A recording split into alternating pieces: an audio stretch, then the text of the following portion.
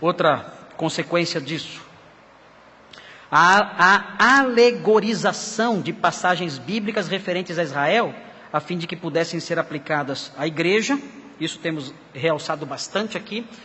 Todas as passagens que falam sobre Israel são alegorizadas para se aplicar à igreja. Outra, a identificação da igreja da era presente com o reino messiânico prometido. Nós já estamos no reino messiânico, a igreja já está reinando como sendo Israel, sendo esse entendimento fortalecido pela alegorização de textos bíblicos que tratam do tema. Essa identificação foi a base para o surgimento da teocracia medieval, com suas aspirações de uma igreja onipotente. Na Idade Média, surgiu a figura, por exemplo, de Gregório VII, Inocêncio III. Esses homens disseram: eu sou o grande pontífice, nós somos o Israel de Deus, e vamos cumprir essas profecias de fazer as nações nos servirem. E então esses papas foram grandes estadistas, que tentaram fazer com que o poder da igreja chegasse aos rincões mais distantes da terra, quiseram dominar o mundo. Na figura de Inocêncio III, a igreja praticamente dominou o mundo. E é claro, tudo isso corrompeu a igreja, dando ensejo posteriormente à reforma protestante. Um outro resultado: nós somos Israel de Deus. Israel guarda algum dia? Ou não? Israel guarda o sábado. Nós não guardamos o sábado, nós somos Israel de Deus, mas nós guardamos o domingo. Guardamos o domingo. Esse é o nosso dia santo. Amém? Amém nada. Amém nada. Quem disse que o domingo é dia santo? Não, nós não observamos dia nenhum. Nós fomos libertos de qualquer superstição ligada à observância de dias. O apóstolo Paulo condena os galateus porque eles faziam isso, observavam dias. O apóstolo Paulo condena os colossenses porque eles faziam isso, seguindo ensinamentos gnósticos. Eles faziam isso, observavam dias. Nós não temos dias santos. Mas na israelização da igreja entrou essa ideia: o domingo é o sábado cristão. Que lindo, hein? Por que o domingo é o sábado cristão? Porque Jesus ressuscitou no domingo. Mas e daí? Que tem a ver uma coisa com a outra? Não é assim. Não faz sentido nenhum, não há como fazer essa conexão. Jesus ressuscita no domingo, então eu tenho que guardar o domingo. Isso não existe na Bíblia, não há esse ensinamento na Bíblia. O apóstolo Paulo fala: se alguém quer guardar algum dia, guarda. Se não quer guardar, não guarda. Romanos 14 deixa isso claro. Isso vai da consciência, dos escrúpulos pessoais de cada um. Se alguém guarda um dia, se quiser guardar, para o Senhor o faz. Se não quiser guardar, para o Senhor o faz também. Mas nós não podemos julgar as pessoas e impor os nossos escrúpulos pessoais às pessoas. Isso você tem que ter para você mesmo. O fato é que não há nenhum ensino neotestamentário dizendo que eu tenho que observar ou guardar um dia santo. Isso não existe.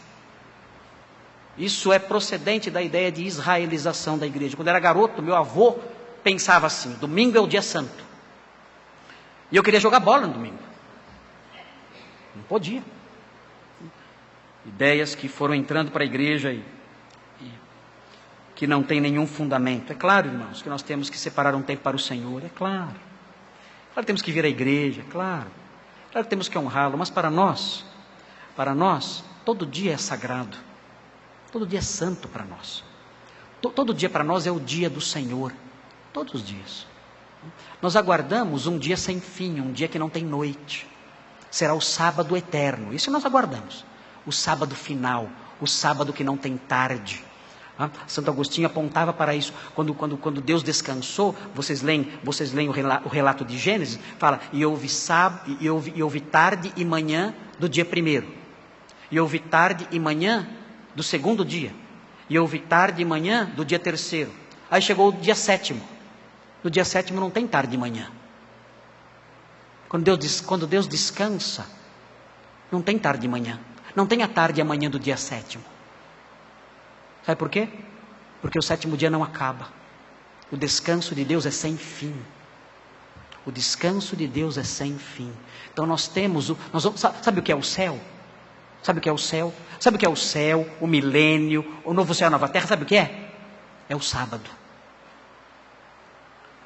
Quando nós partirmos para estar com o Senhor, entraremos num sábado que não tem tarde, que não tem noite, que não tem fim. É o dia sem fim, é o nosso dia de descanso.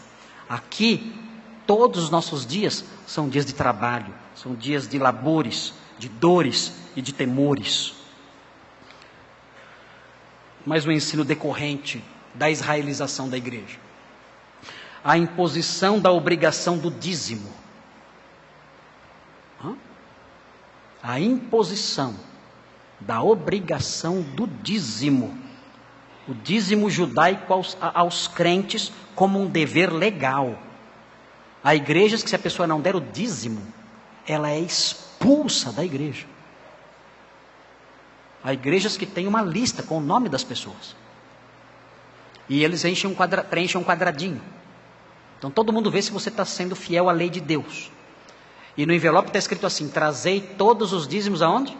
A casa do tesouro. Onde é a casa do tesouro? É o templo que foi consagrado, você esqueceu? O templo foi consagrado, ali é a casa do tesouro. Então traga o dízimo à casa do tesouro para que haja mantimento em minha casa. Então o dízimo se torna uma obrigação cristã, quando o Novo Testamento nunca ensinou isso. Isso é mais uma vez uma expressão da israelização da igreja. É claro, nós os crentes sabemos das nossas responsabilidades. Claro que quando nós vemos necessidades na igreja, nós queremos cooperar. E temos sido fiéis nisso. Vários irmãos aqui na igreja, muitos irmãos aqui na igreja, mensalmente trazem suas ofertas. Sem isso a igreja não se sustentaria. Sem isso a igreja não poderia prosseguir. E essa era uma prática das igrejas antigas. Elas faziam isso, traziam suas ofertas para suprir as necessidades dos ministros, para suprir as necessidades dos irmãos carentes, para suprir as necessidades da igreja. Isso era feito, mas isso era feito não como uma obrigação legal, como obrigação levítica, como parte da lei mosaica. Não, isso era feito espontaneamente, livremente. O Senhor concedia graça à sua igreja e tocava no coração do seu povo. E o seu povo, então, movido por aquele toque de graça e de generosidade, o seu povo, então, se mobilizava e trazia recursos para suprir necessidades muito maiores, às vezes, do que a porcentagem imposta pela lei levítica. O apóstolo Paulo fala que os crentes da Macedônia deram além das suas posses para suprir a necessidade da igreja de Jerusalém. Deram além das suas posses e eram pessoas pobres. E ele fala que isso aconteceu porque a graça de Deus se manifestou na vida deles, não por imposição da lei mosaica, não por imposição de princípios levíticos. E é isso que deve acontecer no nosso meio. Os irmãos devem trazer as suas ofertas não por imposição legal, não por sermos o Israel debaixo da lei mosaica, não, mas como resultado da ação de Deus no coração dos irmãos, a ação livre de Deus, de modo que essa oferta seja uma oferta espontânea, alegre, generosa, dada de boa vontade, movida, realizada por causa da ação do agir de Deus no coração de vocês, que move esse mesmo coração, que moverá esse mesmo coração para realizar esse ato, mas não por imposição da lei mosaica ou outras coisas semelhantes, como a profecia de Malaquias.